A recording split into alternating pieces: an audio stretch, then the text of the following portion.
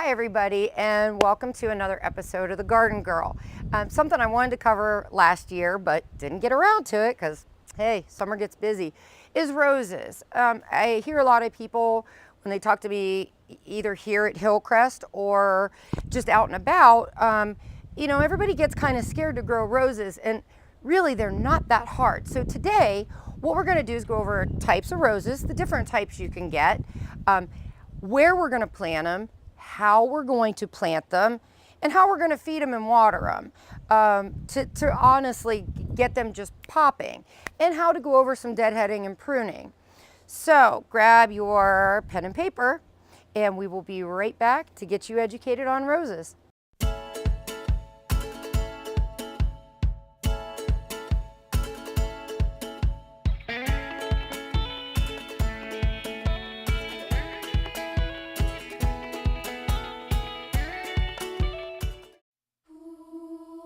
Well, I woke up to the sound of silence and cars. We're cutting like knives in a fist fight. And I found you with a tear in your eye, your head in the curtains and heart like the 4th of July. You swore and said, we are not shining stars. This I know. I never said we are. If you're lost and alone, or you're sinking like a stone, carry on. May your past be the sound of your feet upon the ground. Carry on. Carry on, carry on. We are shining stars. Carry on, carry on. We are who we are. Brilliantly practical scientist Harriet Tuttle's search for a more efficient life concluded with an unorthodox solution. Harriet created 4 more Harriets. Together they were a model of efficiency. However, while identical, they had their own interests and their own retirement plans, each customized with a Raymond James financial advisor, allowing them to enjoy life separately and together. Life well planned. See what a Raymond James advisor can do for you.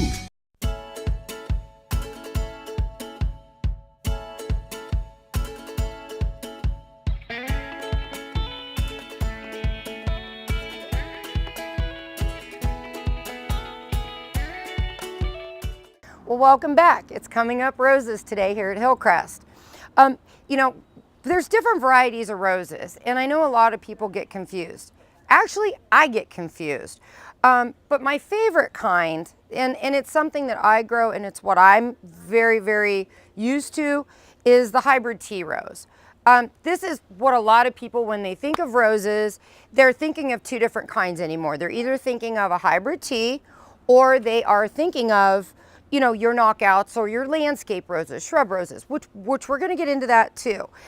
My favorite that I like to plant is the hybrid tea. This is what you're going to see Valentine's Day in flower shops. And the hybrid tea is not hard to take care of. It is, I think, the epitome of the rose.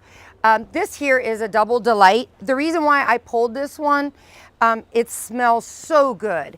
And you can see it here in full bloom. It's just a gorgeous rose. The hybrid teas, something I always tell everybody, you can let roses get big, you can keep them compact. It's how you prune them and where you let them go and how often you cut them. Some people let them just grow outside. Others, like myself, I like to cut them, strip them, and take them inside for my vase. This here is from Weeks Roses. Weeks is a company that has been around for a long time.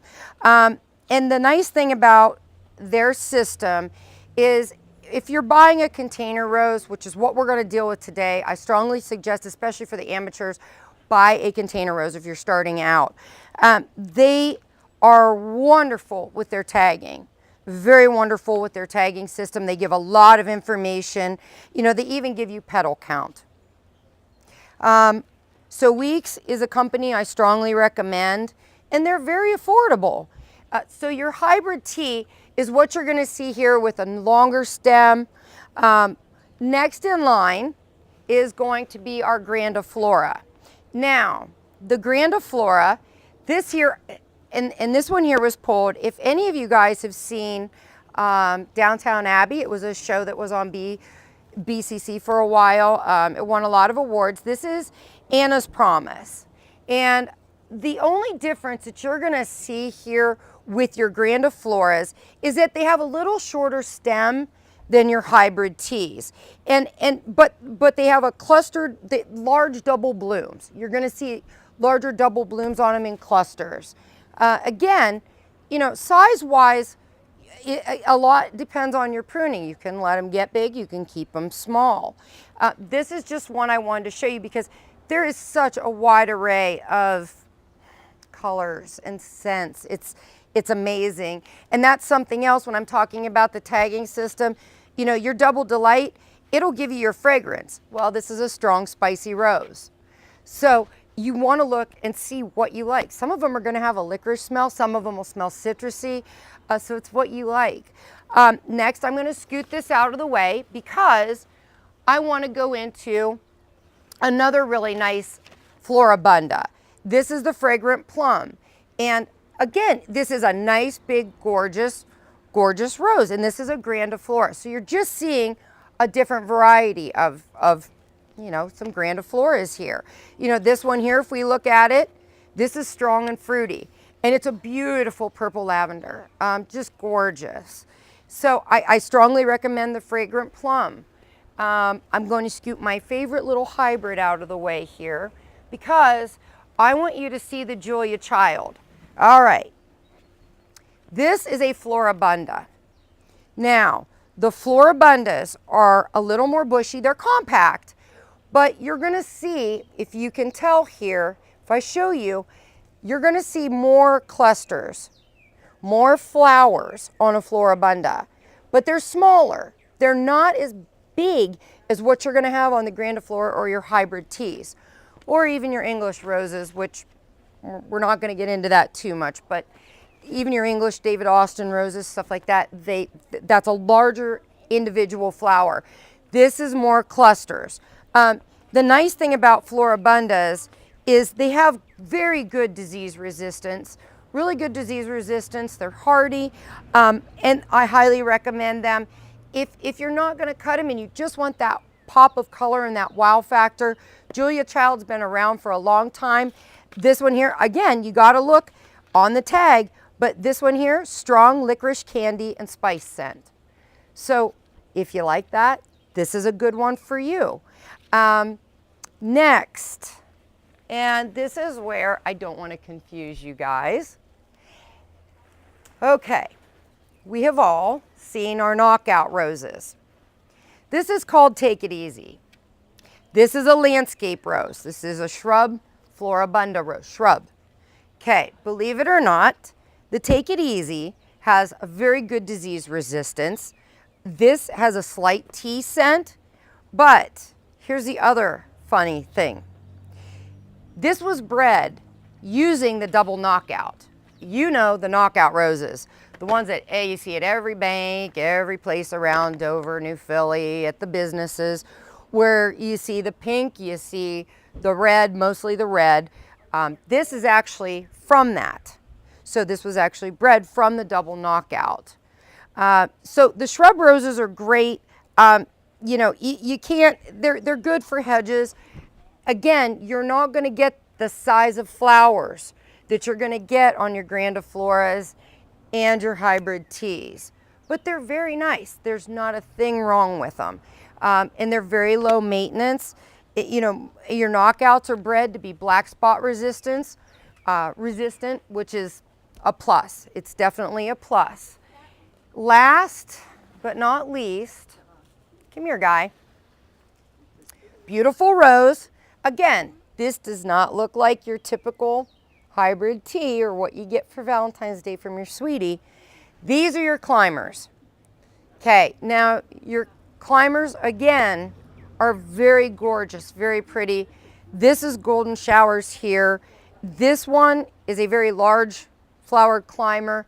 And again, when you buy a climber, be prepared. It's got to have a support system. You need to get a trellis for it. It has to have a support system. But a lot of your, I don't even want to say advanced, a lot of your rose gardeners that really get into roses, always you'll find a climber going up an arbor or a trellis. And again, the upkeep on them isn't really any difference. Your golden showers, this one here, when we look at the fragrance, sweet licorice. So again, you're getting some fragrance. This is basically what I wanted to go over, was the types of roses. And any of them, again, when they're cared for properly, which we're going to get into next when we come back after break, you can grow any of these in your own home garden. So stay tuned, and when we come back, we're going to go over where these guys should go if you take one home and how we're going to care for them.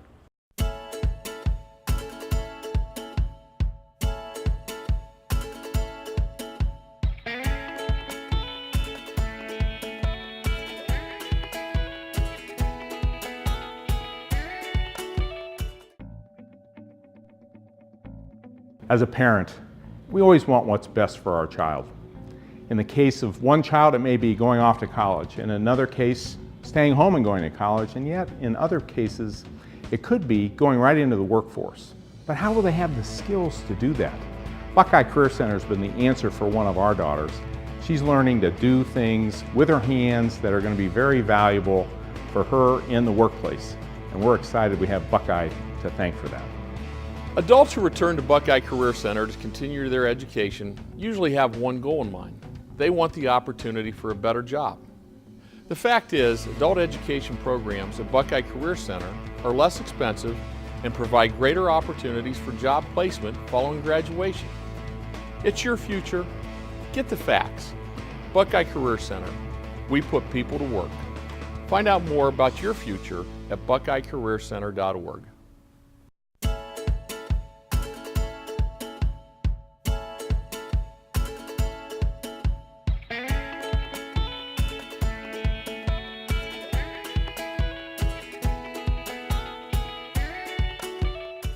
Hi guys, welcome back. Hopefully you're already figuring out maybe what kind of rose you want to take a stab at.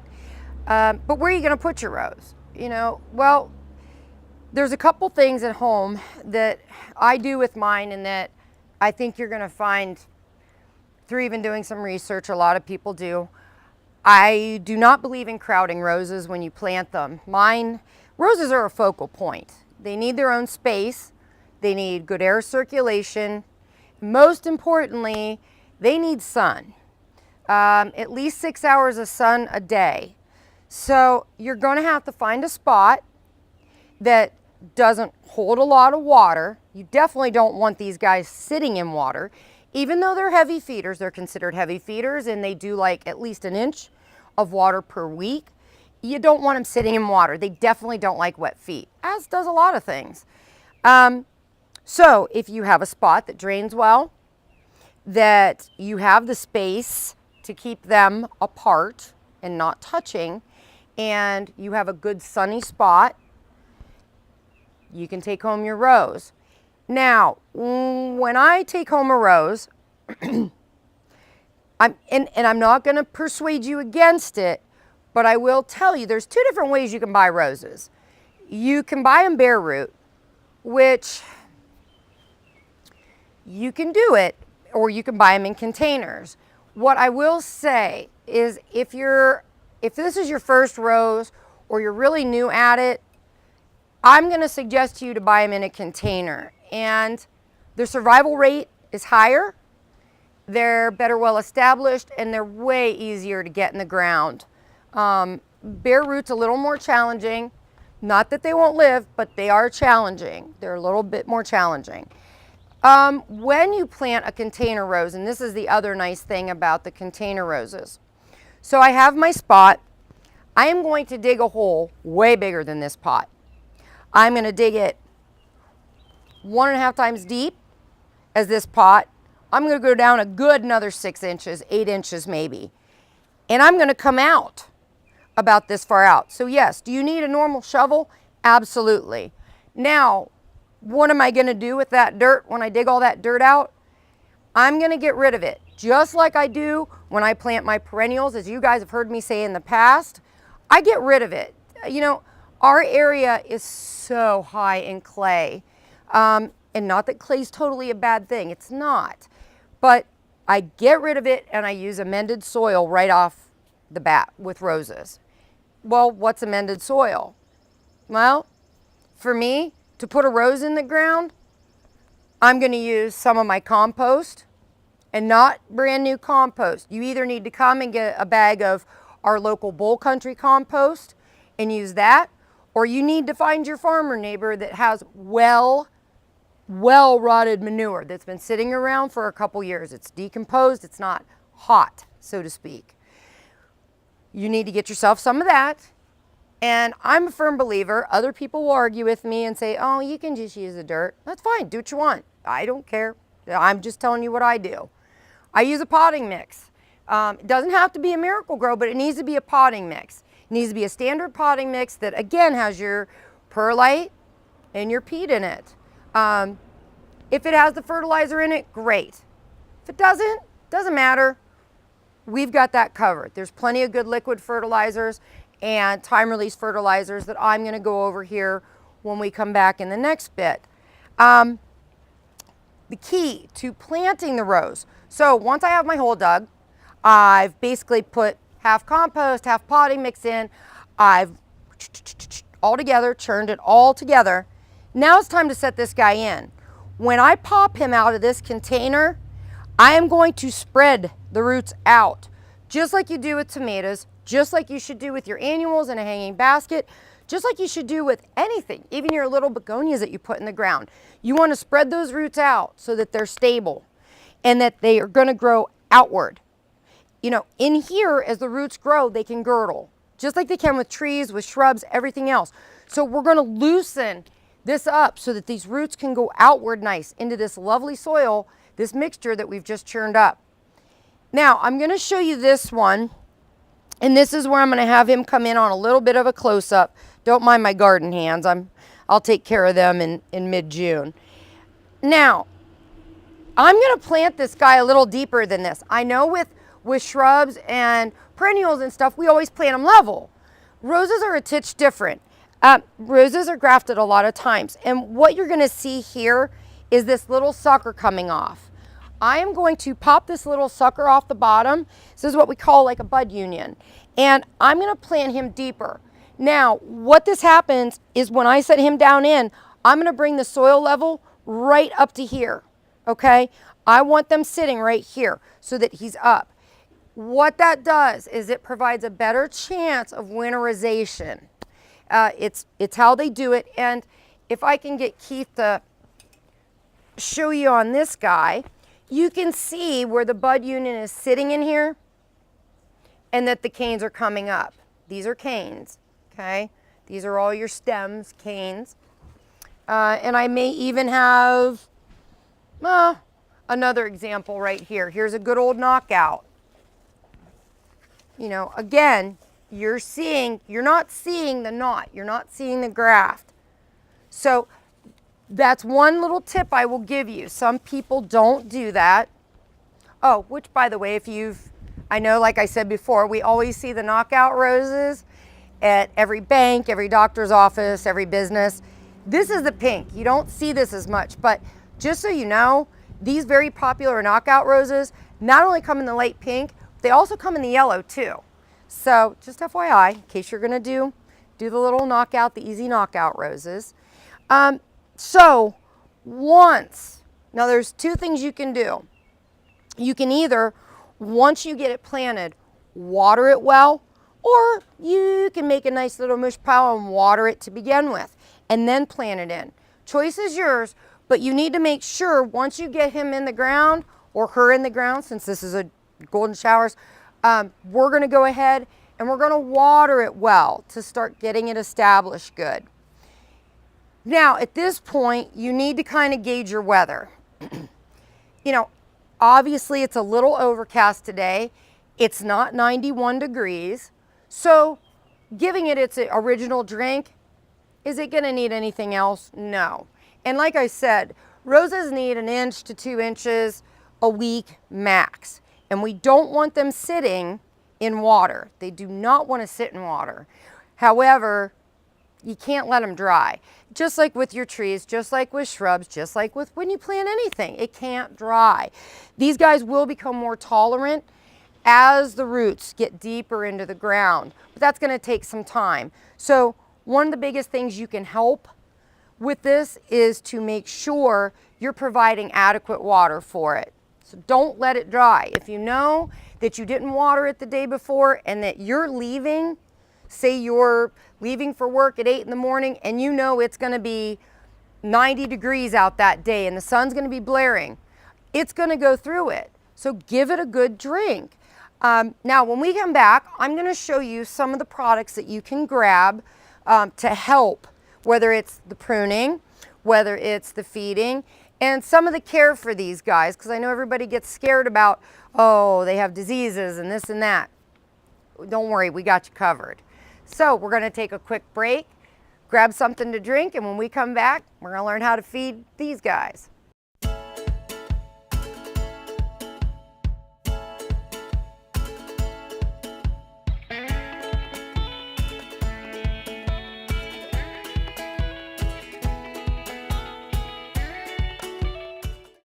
We're always looking for better ways to do things, but with some banks, better for them isn't always better for you.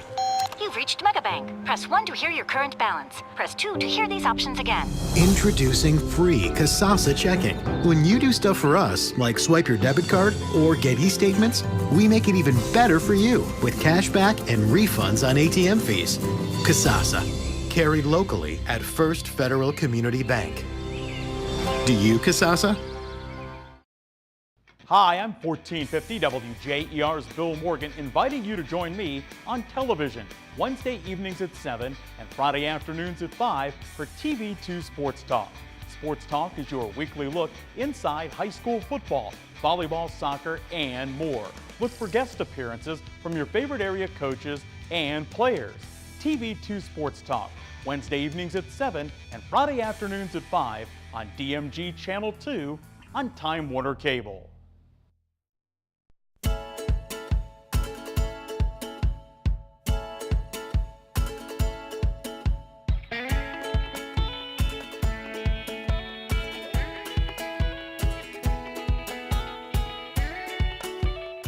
Hey everybody, welcome back. Okay, so, everybody says, well, my Japanese beetles, they're eating everything. Oh, we need to feed them. Well, one of the things that's really popular with a lot of people is systemic. And this is one of the popular products.